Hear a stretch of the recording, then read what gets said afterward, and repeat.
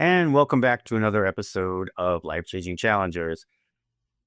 I gotta tell you, this episode is probably going to be the death of me. No, just kidding. No, listen, we're here with Sig Muller today. And he is a growth-minded leader. He's a speaker. He's a coach, soon-to-be author, which we'll cover that a little bit later.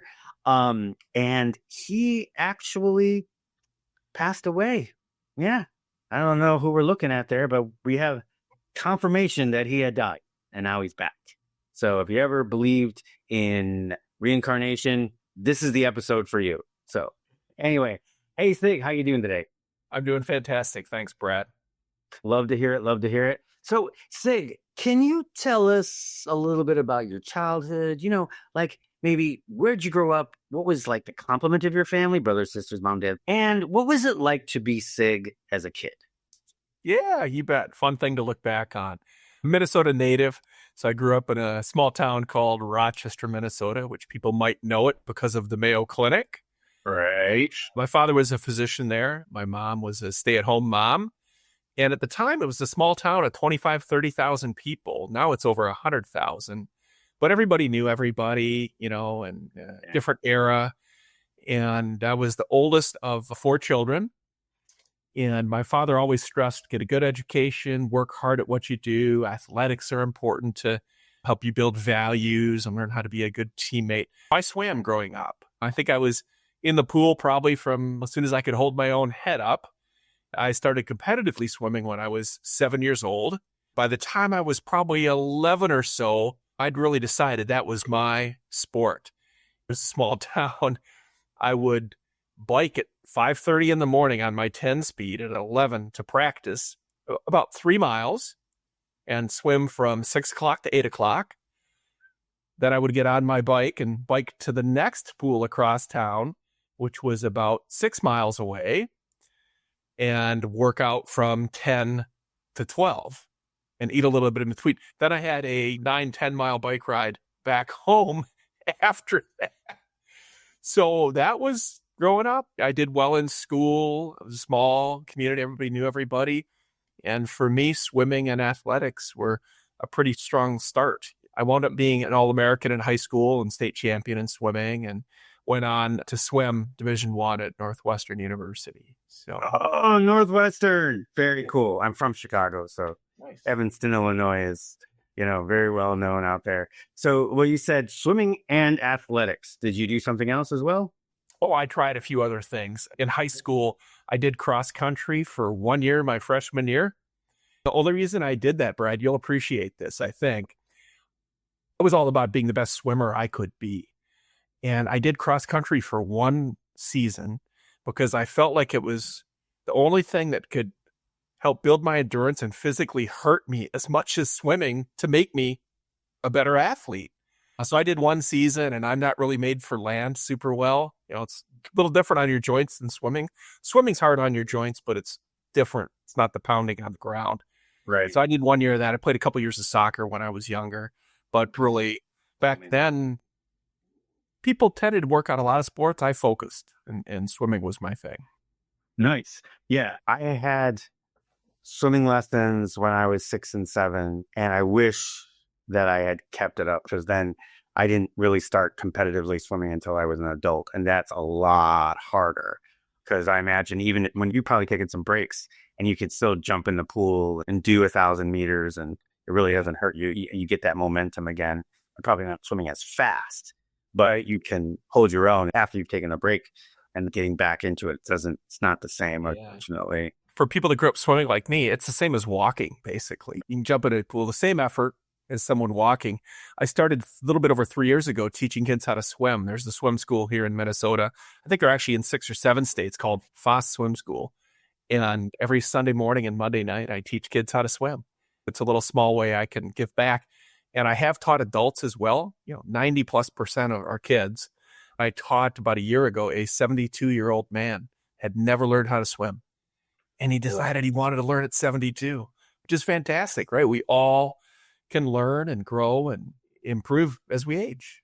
And it's amazing because, I've had first time marathoners that are like 54, 55 years old and have kept it up into, all the way to, I've got people on my roster that are 65, 66, still going. I raced with a guy that was 82 at the time. It just goes to show that you don't have to stop. You can learn something new. Yeah. So, Yeah. yeah, so that's good. So you competitively swam, then you went to Division I for Northwestern. Yeah. And so that's awesome. What did you end up studying? Yeah. I studied industrial engineering and management sciences. Started off thinking I wanted to be a biomedical engineer. At the time, there were maybe 10 or 12 programs around the country that had biomedical engineering. And so I started as that and then kind of learned that I could be a doctor, didn't want to do that. I could get a PhD, didn't want to do that, but I liked engineering and the field. So I became an industrial engineer. Awesome. Awesome. Did you get a pretty good job getting out of school? I did. I was super blessed. I really never put my engineering skills to work. I started with, at the time, was Arthur Andersen, what's now Accenture. Okay. Yeah. So headquartered there in Chicago. Mm-hmm. Worked for them for about 5 years and had the opportunity to work all over the globe. I spent a year in North Sumatra, Indonesia, at a large liquefied natural gas plant. Wow. Time in the Netherlands, and then all over the U.S. I worked in sort of oil, gas, retail, and healthcare consulting. I love it. That's fantastic. Did you swim the whole time? Did you always find pools and always jump in when you could? So after college, I think like a lot of athletes, you've gone pretty hard and you need a little bit of a break. I actually added in college water polo as well. So for 4 years, I swam and played water polo both, which was challenging, but I so loved it. And I kept up the water polo probably till, gosh, I was 45, maybe for the next 20 years. I would find clubs wherever I went. So while I was on a remote island in Indonesia, every time I got back to Jakarta, which might have been once or twice a month, I would play with the Indonesian national team. And I've done that in Dallas and Philly. And, it's a great community. You could just show up and drop in. They usually welcome you. Oh, that is awesome. I had actually, and unfortunately, I don't remember what episode it was, but I did interview a Division I water polo athlete and then who also kept it up. So yeah, he mentioned the same thing about once you get started, the community it always accepts you from there. Oh, but that's great. So yeah, so you were working with you said, what was it? Water plant? Is that what you said in Liquefied natural gas? Oil and gas, yeah. Oh man, that had to be like super interesting. So did you end up getting married somewhere down the line? Kids? Yeah, so I, after 5 years, went back, got my MBA at Dartmouth, got my master's in business, and concurrently at the end of that, did get married and moved back to Minnesota. And I have 2 wonderful boys. My eldest is 25 and married, soon to be 26, and I'm going to be a grandfather for the first time this fall. So looking forward to that. Well, congratulations. That is absolutely fantastic. All right. So let's talk about what we're here to talk about. So tell us some of what was going on in the previous to the SCA that you ended up experiencing. Let's call it that. Yeah. So SCA, sudden cardiac arrest for your listeners. And it's an interesting story. For me, I'm a pretty faithful person. And I think a lot of times life just flows through and things happen and you don't realize in the moment how important they were. And in my case, surviving and living. So I'll tell you a few stories that lead up to it. We talked about my swimming. The doctors told me later I was flatlined for over 8 minutes. Whoa. And the odds of not just living, but living and being mentally okay are less than 1%. The doctors told me the fact that I'd swum and been this elite athlete had improved my lung function and circulatory system that kind of lasts with you through life. So that was probably part of what had carried me forward. I went to work after my MBA back in Minnesota with a company called General Mills in 1995. And 30 years later, when I had my cardiac arrest, August 23rd, 2024, 45 weeks ago. Jeez. Yeah, pretty recent. I'm super blessed. Those were the people and friends that I met that became lifelong friends that were there the day I died and gave me CPR. Now, it gets even more interesting, Brad, the twists on this. I left there in 1998 to go to a company called Survival Link. Survival Link was one of the companies that pioneered automated external defibrillators, AEDs. Things restart your heart when it stops. Prior to companies like Survival Link, defibrillators were only in hospitals and really advanced ambulances. And over the last 25 plus years, they're now on athletic fields, offices, people's homes, everywhere, because that's the key to surviving is how fast can your heart be restarted. So I worked in business development and marketing for them and helped put the first AEDs. I didn't know I was writing a prescription for myself for 30 years later and laying that kind of foundation. We put it on the first airline, the first police force, the first fire department. I did that work in the late 90s. And I'll fast forward again, 2 weeks before my sudden cardiac arrest, someone put together a 25-year reunion of this company, Survival Link. So we're getting together. We've helped save tens of thousands of lives around the globe because of what we pioneered in starting this company. Well, we got together on August 23rd with the General Mills guys. I call them the Baker Boys. There's a golf course here that we started golfing Friday afternoons in the 90s called Baker Park Golf Course. So we became the Baker Boys. They were the ones with me on the day of my cardiac arrest, golfing. We're getting together at the beginning of the golf. Half the guys now live out of town. There were 12 of us. Half live in town. Out of town guys, you only see once or twice a year and don't stay in touch as well. And just catching up. Hey, you're an empty nester now. Your kid graduated from college. What are they doing? All the typical stuff. Right. My turn to share. Sig, what have you been doing? I'm like, guys, remember when I left General Mills? I went to that defibrillator company. They just had their 25-year reunion. And man, it was an awesome reminder of the things we did. And just, you got to do CPR if you ever have to. Right? Right. They did have a defibrillator there, but waited till later that night. The same group of people were at a barbecue in the backyard of a friend's house. Much, much closer to the ambulance and hospital that I would need. Right. That's where I went down. And my friend whose place it was, Paul, he and his wife gave me CPR. And if you don't give me CPR, I'm probably not here. Well, that's so critical for your listeners. And I learned later there's a thing called agonal breathing. And so when I went down, and anyone who has a cardiac arrest, your body has a reflex, the brainstem, where it's fighting to keep living. And you have this breathing that makes it seem like you're gasping for air. But you're not. It's your brainstem trying to restart and take breaths which aren't effective and aren't delivering oxygen to the body. So to the bystander, to my friends who are on 911, they're looking at me going, well, maybe he's breathing. Maybe he's okay. Maybe he's not. And they made the call along with the 911 operators that, no, this was a cardiac arrest. Let's get after it and give him CPR. So I'll always remember how many weeks it's been since then. And like I shared, it's 45 weeks today. So I got to ask you, and I know just through research and stuff that you ended up with some amnesia. Do you happen to remember that day at all? Or do you remember the barbecue and then that's it? Or is there like a hard stop? Or do you remember what you were feeling like just prior to it? Yeah, good question. I did have anterograde amnesia, and we'll get into that. But that day, remembered golfing, remembered going to the barbecue. I helped clean the pool. I'm the swimmer. I'm the pool guy. They asked me to clean the pool before all the guests got over. So I did that. And we were sitting out having a discussion at the backyard bar out by the pool. Remember that. And then this is fascinating. It kind of blows me away. Someone took a picture of us sitting around the bar. I've been told it's 2 or 3 minutes before my cardiac arrest.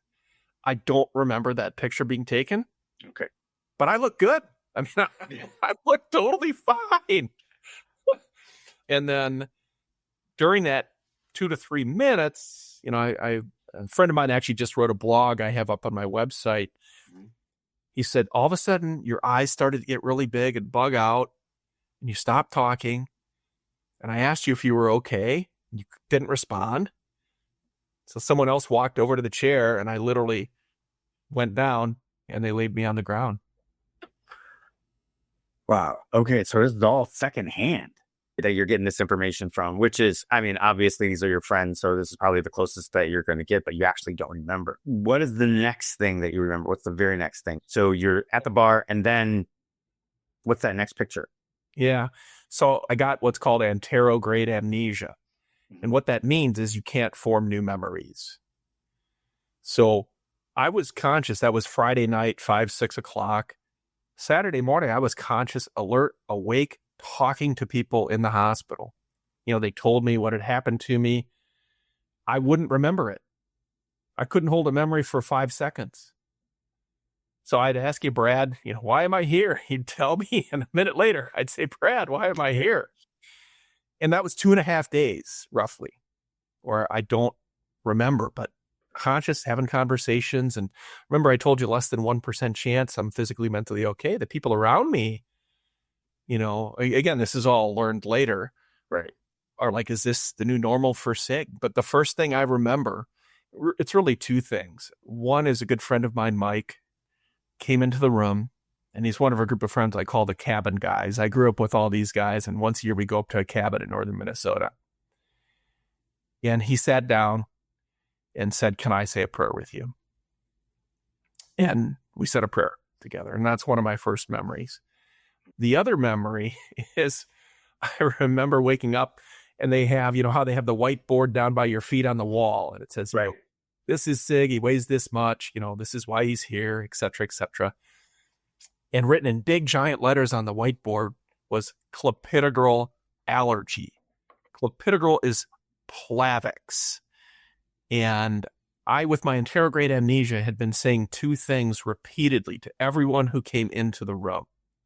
I don't know what's wrong with me, but somehow I realized that was important. And I had taken, at Mayo Clinic, I worked there in the mid 2015 or so, and Mayo had helped start a pharmacogenomic company called OneOme, which you learn how do your genes interact with drugs. Some people process normally, some don't process normally, too fast, too slow. I had learned 10 years before that I didn't process clopidogrel the right way. And furthermore, if you were given it after a cardiac arrest or heart attack, which it's a first-line drug, was back then at least, you'd be 3 to 4 times more likely to have another cardiac event.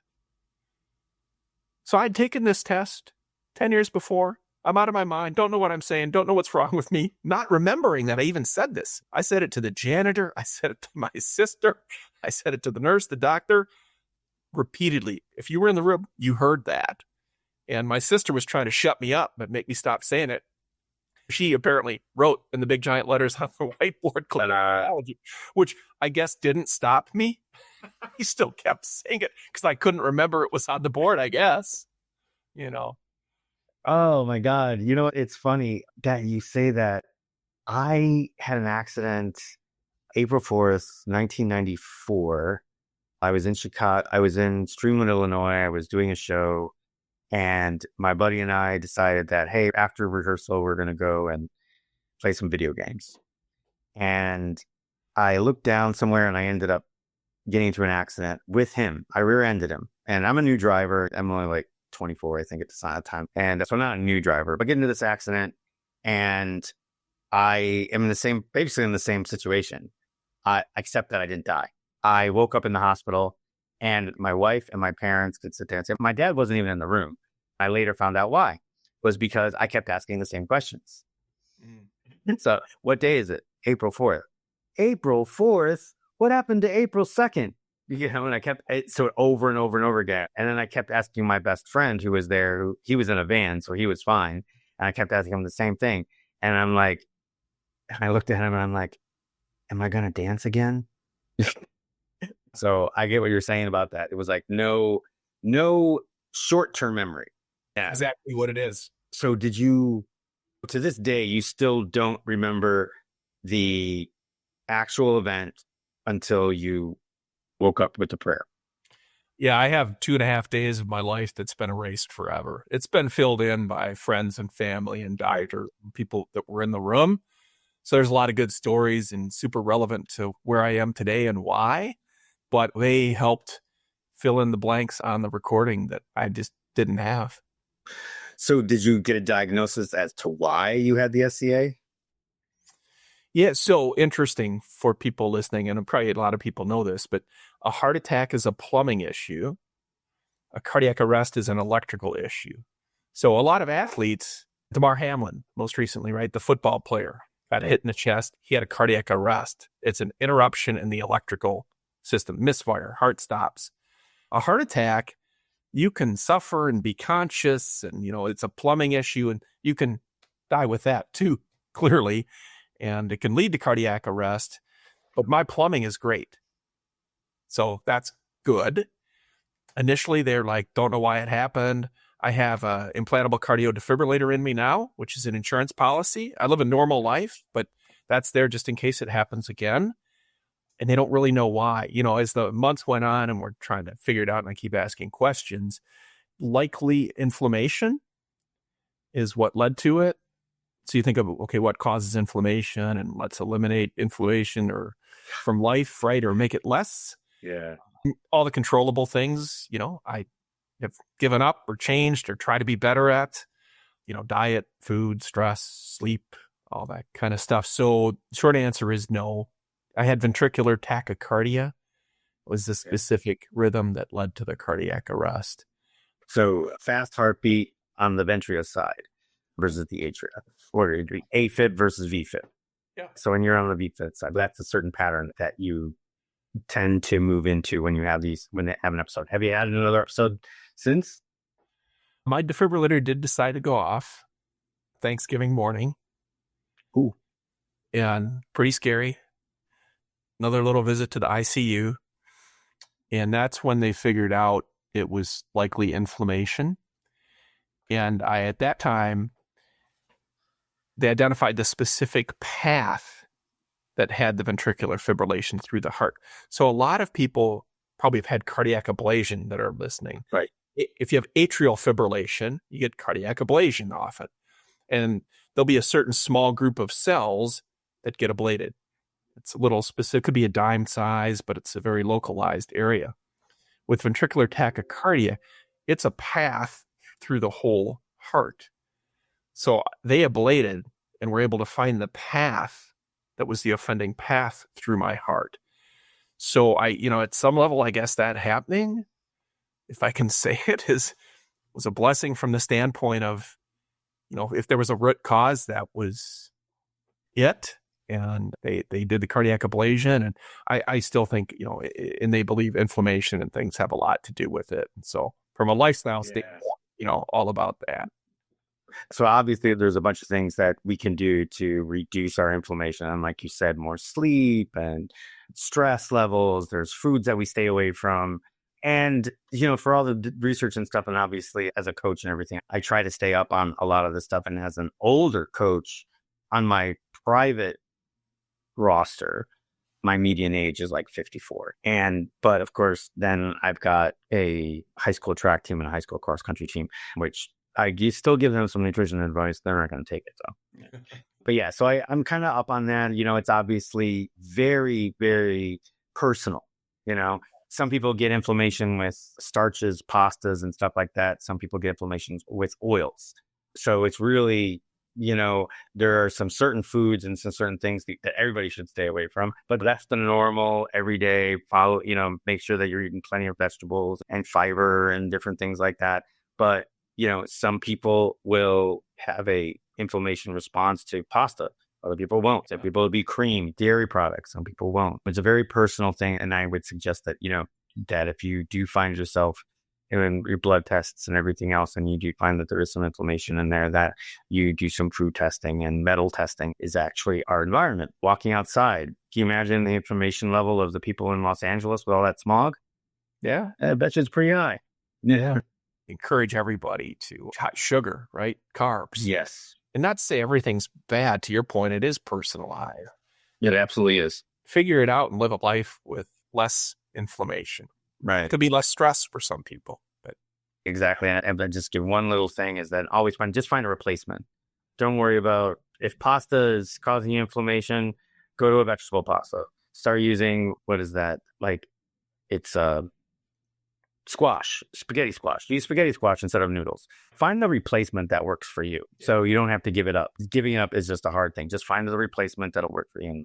Let's leave that out of it. So and here's the big question, how did this change you? What changed in your life since you were dead for 8 minutes?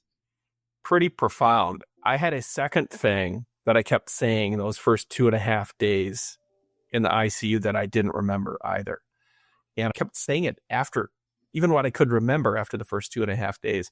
And that was, I told everyone who came in the room, you are the world's best. Didn't matter if you were the janitor, the nurse, a friend, a doctor. I told you thousands of times. So Brad, if you were my phlebotomist, I think that first day you were coming in the room every hour and drawing my blood. I'd say, hi, what's your name? Brad. I'm here to draw your blood. Fantastic. You're the world's best. Brad, did anyone ever tell you before you're the world's best phlebotomist? You draw my blood, and 10 more times before you left the room, I'd tell you you are the world's best. And, genuine and from the heart. So that went on. And, in the coming weeks, after I got out of the hospital in months, you ask yourself, why am I still here? Why am I alive? What's my mission? And for me, I also asked, why the heck did I say these crazy phrases? Why did I tell everyone you're the world's best? I knew why I told everyone don't give me clopidogrel. I was able to nail that one. Why did I say this? And I think it was 2 reasons I said it. I think number one, it was my fancy way of saying, thank you, you're great. I couldn't do anything. First time in my life, I couldn't do anything for myself. I couldn't get out of bed. I couldn't go to the bathroom. I couldn't feed myself. I'd been a, all-American swimmer. I'd been a leader of teams in work. And I really wanted to share with people that I appreciate you. You're great. And I chose the words, you are the world's best. I think the second thing, and Brad, you as an athlete and trainer and coach, you'll appreciate this, is I think the mindset is so, so important. I knew I was messed up and something was wrong. I didn't know what it was, but I knew, Brad, I needed the world's best doctor who was going to put in my implantable cardio defibrillator, the world's best nurse, the world's best friends. And by telling people that repeatedly, you start to shift the mindset and people think, I am good. I will do my best. So I needed people helping me to the world's best version of themselves, but I also needed me to be the world's best version of myself if I was going to be okay. So I as I reflected, I thought that's why I was saying this crazy thing, you are the world's best. My life prior, I was a business builder, a lot of different industries. So I built businesses in healthcare and retail and financial services, big giant companies like General Mills, United Health Group, Mayo Clinic, but then 6 startups as well, like Survival Link that we talked about. Yeah. So that was kind of my DNA, and I was sort of semi-retired prior to my cardiac arrest, doing a little bit of consulting with startups, people I liked, businesses that I wanted to help. And as I'm reflecting on, okay, how long do I have left? I don't know if this is going to happen tomorrow. It's almost like a bullet's chasing you, right? And it's going to catch up. My father's 95. So I'm 59 now. So I don't know if I have a day, a week, maybe I'll be blessed to be 95 like him. But another interesting moment that helped complete the picture for me, a month before my cardiac arrest, I was fly fishing in Montana with my son, who's also named Sig. I call him Sigarino. And he brought his pastor fly fishing with us. And we're on a world-class river in Montana. I'm a total rookie. They're both, pro-level fly fishermen. So they were my Sherpas that day and helped me out. I caught a thing called the Montana trifecta. I don't know if he made it up just to make me feel good or not. Well, it was a brown trout, a rainbow trout, and a cutthroat trout. It's the Montana trifecta. And I caught one of each while we were fly fishing. And the pastor, while we're floating down the river, and part of it was waiting, part of it was floating, says, guys, have you ever heard of the book or podcast 4,000 Weeks? I say, no, never heard of it. What is it? And he says, well, 4,000 weeks is how long you have to live when you're born. It's about 80 years. And I'd never heard of it. I'd never thought of 4,000 weeks with 80 years. Didn't think much of it that day. I was fly fishing with my son in a beautiful location, learning a new skill. Yeah. And I kind of went in one ear, out the other ear. Didn't think anything of it. It was a 2-minute conversation. But as I'm putting together the pieces of my life after and figuring out why am I here, I could have curled up in the fetal position, and never left my house again. I chose to anchor myself in the concept of weeks. So when I shared earlier, it's been 45 weeks. I said to myself, I'm going to act and live as though I have 1,000 weeks to live. 1,000 weeks is about 20 years. I'd be 79. It's not 95, but I can do a lot for the world and have a great life for 20 years if I believe and act as though it's going to be 1,000 weeks. See, think about 1,000 weeks, 20 years. Every year is 5% of what you have left. Every summer, 5%. Every Christmas, 5%. Whatever it is, every season for your team, 5%. It puts a different perspective on things. And so I have a thing now, and it's one of the things I talk about in my book, is the 5% rule. And it's how are you spending that time? How are you spending your 5%? 5% of 24 hours is 72 minutes. If you sleep for 10, 5% of 14 hours is 42 minutes.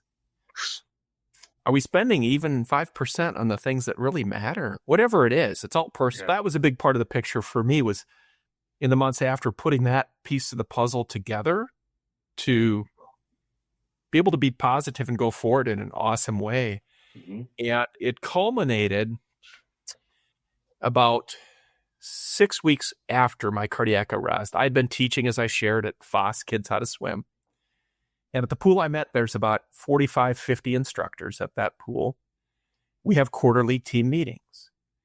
So I went back to the quarterly team meeting after about 6 weeks for the quarter. And, people don't know if I'm okay, not okay, and went to the team meeting, and I said to the gal, Jenna, who runs the pool, and this is at 9:30 at night, because after the pools close, everyone's done working. That's our team meeting. The smell of chlorine and pizza. And I asked her, could I share my story with the team? And she said, sure, please do. So she forgot initially. And so at 10:30, she says, oh, Sig asked to share his story. That'll be the last thing we do tonight. Man. Of the 45 instructors, probably 5 or 6, I'd say, from an age group or our peers of mine. There's probably 5 or 6 that are, say, in their 30s, moms, teachers, that kind of stuff. But the bulk of the workforce are people 18 to 25, maybe first job kind of thing. Yeah. And so I tell my story, much like your listeners have heard today. And I ended it and said, I don't know why I'm here. I'm still trying to figure out my mission. Why am I still alive? By that time, probably a quarter of the people listening, and I only knew probably about 10 to 12 of the people, probably about a quarter of the people, tears in their eyes, crying by the time I finished. And I'm just telling my story, and it was the first time I told it publicly. I had no idea the kind of impact it might have. I certainly wasn't expecting that. And then I ended, and probably 5 or 6 people came up to me afterwards and said, wow, thank you for sharing your story. My mom, my dad, my brother had a cardiac arrest, had a heart attack, and hearing your story has made it easier for me to deal with what's happening in their lives. And then there was a group of people that came up to me, again, a handful, 4 or 5, said, thank you. I'm changing my life starting today as a result of your message. Oh my God, that's powerful. That really hits you. And all of these reactions were completely unexpected. And finally, a gal came up. Her name was Jody. And Jody would be, close to my age. She'd been working there for 6 years. And Jody said, Sig, I know why you're still here. And I said, well, all right, tell me. I still trying to figure it out. And Jody says, you're here to share your story with people and make a difference in their lives and help them be the world's best version of themselves. And I'm like, wow. I'm driving home that night, and, I've told a lot of stories here today, about things that happen in life and you don't really realize in the moment the importance they have and, how they're carried through your life. That was one that hit me pretty quick when she said that. I thought, that makes sense. I can do that. And I'd love doing it. That can become my passion. So that was really the genesis, call it early November, of me redefining myself, what I was going to do and how I was going to spend the next 1,000 weeks. That is absolutely crazy. And now, when she said you're here to make sure that you tell your story and make sure that everybody's the world's best, was that something that you kept saying to people? And before you had mentioned that you were saying that automatically. I did. Why you use that? Okay. I'd like to think I've always been a grateful person and practiced gratitude, but that experience took me to a whole nother level of just appreciating life and people and the small things. So I made it a point, I actually put on my mirror where I shave and brush my teeth, a Post-it. And the Post-it, I wrote, "You're the world's best" on the Post-it. So I'd see it every morning. And I took that, obviously it's a reflection and motivating yourself, but I took it to mean go out today and make sure you tell others they're the world's best. And Brad, there's so many different ways we can say that, but it's got to be genuine and it's got to be in your own words. For me, it became very natural to say you are the world's best. I remember mid-December, and this is after I'd found my mission with Jody, but I was in line at a coffee shop in Minnetonka, 7 a.m, it's 20 below outside, and in walked a couple of police officers. They're standing in line to get their coffee with me. And I said, "Hey, how you doing today?" We had a little chat. And I said, "Gosh, you have a hard job to begin with. But on a day like today, 20 below, man, that's got to be super hard." We finished. They get their coffee. I got my coffee. And I said, "Hey, thank you so much for what you do for our community. You are the world's best." And it's funny because people really don't hear the words, "You are the world's best." Or frankly, people don't hear, "Thank you, you're great, fantastic, I appreciate you" enough, right? We all should say that more frequently. Yes. It improves our mood and joy and happiness and the people around us, but also improves our performance and the performance of people around us when we can live a life of gratitude and appreciation. Yeah, I understand, believe that. I kind of try to make fun with people, and when something happens and I was like, "Oh, you the bomb, baby." Just kind of going back to this 90s thing going on. And we're like, "You the bomb, baby." And then when people are like over and above, I'm like, "You the bomb." No, you the bomb diggity. And people get a laugh out of it, but I can see that it puts a smile on people's face. I'm happy to say that. The other thing was I was looking at I think it was a TED Talk. There's things that we say that's automatic. And I find myself saying it. I've said it for so many years that now trying to break the habit is hard. It's like, "Hey, man, how are you?" Do we really care? Do we really care how? We need to be more intentional on that stuff. Do you really care? No. It's like, "Hey, good morning.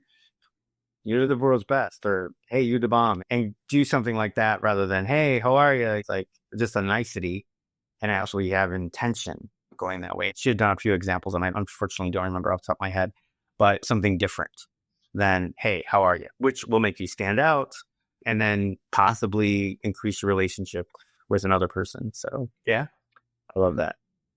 Yeah, that's great. That's fantastic. So obviously you have betheworldsbest.com, and I would definitely have people go ahead and take a look at that because you've got you speak.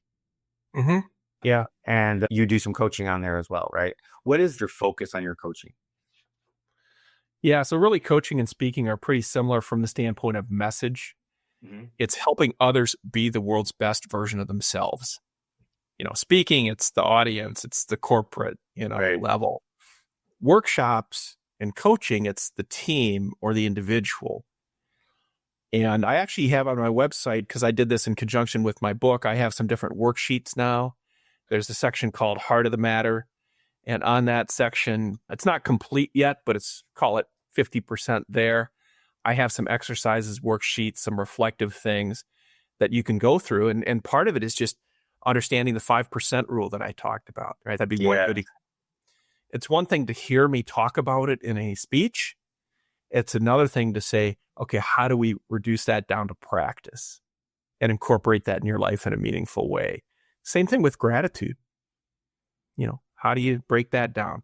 How do you change your mindset? So these are all things that you can just go much deeper on in the context of a workshop or of individual coaching to help people break down the barriers. What's getting in the way for you personally to be the world's best version of yourself? Okay, let's put together an action plan to accomplish that. And what's also fascinating is, as part of my book, I surveyed both written and just interviews with over 100 people.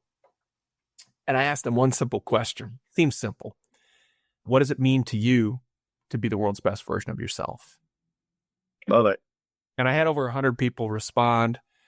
It's fascinating. It helped inform my work. And, a couple things came out of it. And I actually have a summary of that now on my website that you can go read and look at.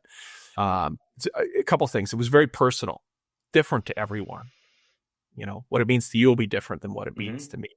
Yeah. But themes, I broke it down into 7 themes of things that people want to make a difference, have an impact. That was one theme. Get noticed. There's a lot of ways to phrase that. Family was a theme that came through. Family and friends and relationships. Faith came through pretty strong. Yeah, makes sense. So there, all of that folds into then, my coaching and methodology and process to get to the heart of the matter and help people be the world's best version of themselves. Awesome. Yeah, and that's so important. And I think a lot of us flounder, right? A lot of us flounder with what our purpose is. You start something and it's like, hey, this is great. Then you dig in and like, maybe that's not my purpose. So finding what it is that not only can you be the world's best at, but usually that will end up being you're the purpose that you have in life. You're right on. I have been in the information technology project program portfolio management in corporate for 25 years. And that's how I make my money. But I know that's not my passion. My passion is coaching. I coach track and field for high school. I coach cross country for high school. I have 15 people on a roster that want to do these big things. And just to put it out there, I think sometimes you can find your purpose by doing something completely external to you, things that you never thought that you'd do before, something that is so outrageous, somebody that's basically been on the couch and wakes up one day and go, you know what, I'm going to climb Mount Everest. Yeah. And it's not that the following year they're heading out to Nepal. It's a 3, 4, 5 year process of them getting in shape, starting with rock climbing, then moving to small, maybe Mount St. Helens, or there's the Mount Rainier, then finally Kilimanjaro, then, and then you finally to that point, and then you learn what it is to train to do Mount Everest. And it is a huge process. And once you learn that, and now you know what you're going to, but maybe you're not a mountain climber. Maybe this is a one and done, but the process will open you up to so many different things that you just might find your purpose somewhere in there. Yeah. Well, I think that's fascinating. So I talk with people about, what are the triggers? Passion, if you know the root of passion, the etymology of the word, to suffering. To find your passion is to come through suffering. So I think oftentimes I call them heart-stopping moments. We all have heart-stopping moments in our life. They just don't all involve a defibrillator and an ICU and your heart actually. Now you're just being punny. Heart-stopping moments. Yeah. They cause us to stop in our tracks, reevaluate things and think and pause, and maybe take a different course of action. Sometimes they can be small things too. For me, my son was getting married and I weigh considerably more than when I swam. I'm still in good shape, but I needed to lose 30, 40 pounds. So I said, okay, I want to look good at his wedding as the father of the groom. And I lost 40 pounds in the year leading up to it. But it took that, it didn't matter how many diets I'd been on over the 30 years before, or anything. It took that moment, that trigger to motivate me. And so I think part of it is, what makes somebody, Brad, get off the couch? What makes somebody take action, reinvent themselves, or decide that it is worth figuring out what is my passion, what is my purpose, and then pursuing it. And I think oftentimes it's unfortunately a heart-stopping moment, but I try to encourage and I speak to you, it doesn't have to be that. Right. It doesn't. It's a pain or pleasure moment is basically what it is. And we would like it to be a pleasure moment. Unfortunately, most motivations are a pain moment, not necessarily to your level, but a lot of it is either, maybe something happened to someone, a loved one or a friend or something. Yeah. And then, and then of course there's always something that happened to you, but there's always, it's a pain or a pleasure moment. I've seen people that have gotten off the couch by seeing something on television that just resonated with them. Yeah. And they were like, I want to do that. And then they redo the research, and then all of a sudden they started, that's a pleasure moment. That's something that sparked desire and made you incinerate your limits. My tag. So I have my coaching company is called Inner Fire Endurance Sports. And then the tags are, spark desire so you can incinerate your limits. Nice. Yeah. So it was just funny that just kind of rolled out. That was good. And that's kind of the way around it. And that's why I say, go out and do something that's much bigger than yourself that you never thought you'd ever do in your life, that you have some interest in. All the research that you do, the things that you come across, it might not even be in that realm. Like I had mentioned, you decide that you want to climb Mount Everest. It's not necessarily it's going to be mountain climbing or this or that, but you might be just following along something as you're researching and doing your training, listening to podcasts, whatever, that's something else sparks. Yeah. And when you have that sense of accomplishment of this big goal, now it's like, hey, so in this case, I just climbed Mount Everest. What can't I do? Yeah. What can't I do? There's nothing I can't do. And when you fall off that and then you find your purpose on top of that, you're going to get there a lot faster. That mindset, as you mentioned before, it's a completely changed mindset. That happened to me after my first jump out of a plane. I was like, I jumped out of a plane, a perfectly good airplane at 30,000 feet and lived to tell about it. What can't I do? Nice. And then it was after my first Ironman. Hey, I did an Ironman, and now what can't I do? There is nothing that if I don't set my mind to it that I can't do. And that's why I have this message of do something bigger, even if it's not something that is, you're going to make a life choice of. It's a year, 2, 3 year journey that you get to. And once you accomplish it, you're going to find something on the way that's going to spark you or reiterate your passion that you might already be living. Yeah. Yeah. Or have lost along the way and need to come back to. It's funny, you triggered a story with your skydiving. So I've never gone skydiving. I never will. That would be just mentally, I think, beyond my capacity. But Never say never.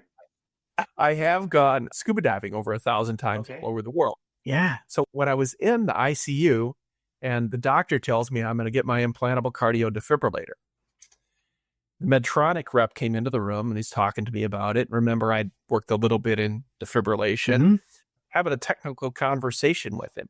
What's the delivered energy? And I said, but I really only have one question that matters. Am I going to be able to scuba dive after you put this in? And he looked at me and he said, I don't know. Let me check. So he goes off and checks and comes back later that afternoon and had to say the word contraindicated, I think about 100 times. His boss and the lawyers are like, you have to say it's contraindicated, right? Because if it goes off underwater and you're diving, you're probably going to die. So it's not recommended, like anything, contraindicated, don't do it. With the big giant X. He said, but I did ask, and they said it's been tested up to 100 feet deep from a pressure standpoint. So you can scuba dive, just don't go below 100 feet. I haven't gone yet, but it was great. And I joked with him. I said, all right, then, man, let's do it. Let's put it in me. The reality is it was going in me. No, absolutely. That was kind of a fun moment. So that's your minimum depth. Because anything after that, you have to stop at 100 feet. So if you've gone under 100 feet, as you surface, you have to stop at that 100 feet level for 5 minutes. And then from that point on, you can get to the surface. It's a combination of depth and time. Right. So if you're at 60 feet for too long, you still could have to decompress at 15 feet. When you get to 100 feet, if you're there for just a few minutes, like 1 or 2 minutes, you're going to have to decompress. But the good news for me was I've been maybe 110, 120 feet a few times because there was an awesome wreck that I wanted to dive on. Yeah. But, 80 feet for 99% of the world, you don't need to go below 80 feet. Great. Yeah. Oh, good. I'm glad you're going to be able to do that. And I didn't know about that stuff. So I'm glad I was going to be able to get educated on that. Even at 60 feet, you're still going to have to come up and decompress. So yeah, but that's an educational appointment for me, and I'll take that. That is amazing. So I really hope you get out there. I hope you find the time and you get back out there. We are in the land of 1,000 lakes. I don't know if you scuba dive in a lake, but I know that you're up there in Minnesota. Sig, it has been an amazing conversation with you. If you're taking a look, we will have betheworldsbest.com. We'll have that in the show notes. Are you on social media? You are on just Facebook and Instagram. That's what I got here. Are you on any other social media? LinkedIn. And LinkedIn is probably what I primarily use for my business most. So people can follow me there, connect with me there, or on Facebook, either one. Excellent. Yeah, my email's sig@betheworldsbest.com. Pretty simple. All right. So if you want to have the world's best coach, just email sig@theworldsbest.com. And then so for Be the World's Best, and you have just finished off your manuscript for The Heart of the Matter? No, I have a section in each chapter called Heart of the Matter, which then goes to the website. The title of the book is called Dying to Be the World's Best. And the subtitle is Reignite Your Heart to Elevate Your Life. Beautiful. And so I tell some of the stories we've heard today, but provide people with the tools and mindset and take them on a journey where at the end, they have practical things they can take away and do in their lives in every chapter to help be more joyful, be more grateful, be more productive, be the world's best version of themselves. Absolutely. So be on the lookout for Dying to Be the World's Best by Sig Muller. So keep watching Amazon. That he's finished the manuscript. So, somewhere in the next few months, that will come out. I'll make sure that if you're on my email list, I'll make sure that goes out when it gets published. So betheworldsbest.com, that'll be in the show notes. The direct links to his socials, Facebook or LinkedIn, that will be in the show notes. And then his email that he just mentioned, sig@betheworldsbest.com. Sig, thank you so much for joining us. I really appreciate you, and I appreciate what you're all about. And I'm going to be really looking forward to your book. Well, thank you, Brad. You really make a difference. Thank you. Thank you. Thank you very much. We'll see you in the next one.